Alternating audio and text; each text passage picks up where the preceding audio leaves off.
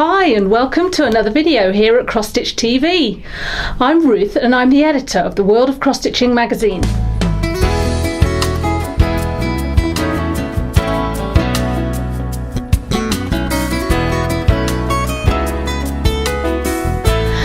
Today I've got a quick video for you to show you a few tips and ideas for how to stitch and mount up the latest free gift with the World of Cross Stitching mag.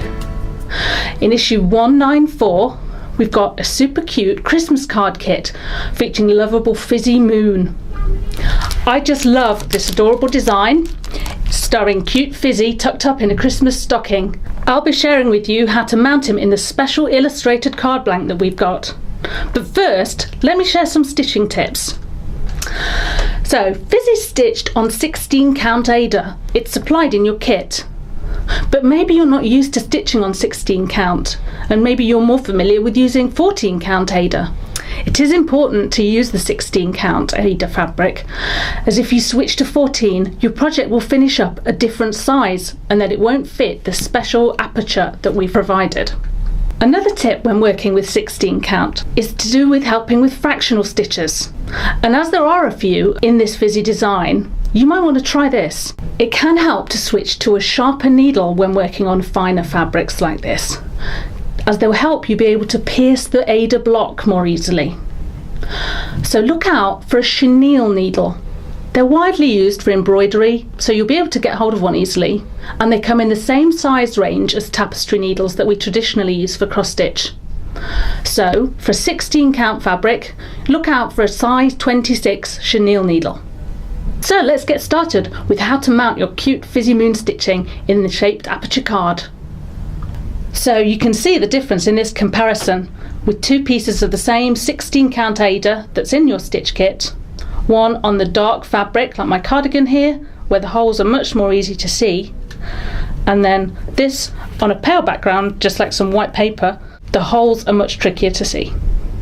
As you can see then, I've taken my Fizzy Moon stitching, worked on that 16 count Aida, and trimmed the Aida neatly with my fabric scissors and pressed it flat to remove the creases from whilst I was stitching. This card aperture in your kit has been exclusively created with an adorable Fizzy Moon illustration for us at the World of Cross Stitching, so you can be sure your card is truly special. So, turn over the card and begin by placing small pieces of double-sided tape around the edge of that aperture. You may have seen in my last video tutorial where I showed you how to mount stitching in regular shaped aperture cards like squares and circles. This time the shaped aperture is even easier to work with, so simply add plenty of tape around that aperture to secure your stitching. You won't really need to position the design with pins like I did in my other video. The outline of this aperture will guide you as you turn over the card over the top of the stitching. Let me finish taking the backing off this tape and I'll show you.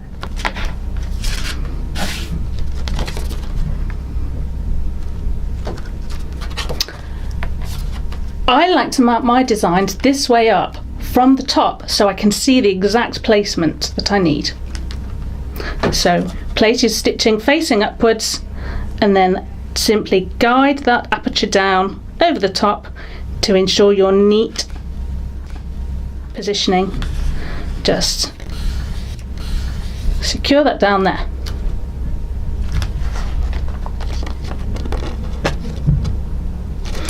Of course, the other advantage with this kit is that the inside of the card blank is white, so there's no danger of any coloured layer showing through the unstitched areas. You may remember from the other video that I used a piece of white paper in the back to line the back of my stitching when I use coloured aperture cards. No need for that here. Really quickly I can just stick down this inside of the card blank with more double-sided tape. Finish off with another piece there too.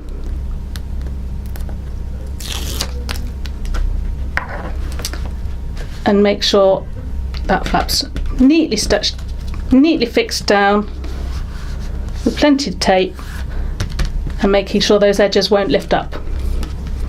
And there, it's all done. So thank you for watching my video today about making your cute Fuzzy Moon Christmas card. I hope you'll enjoy stitching him and enjoy sending him to someone special. Do let us know how you get on with your designs. I'd love to hear from you, and watch out for more videos from the world of cross stitching and Cross Stitch TV.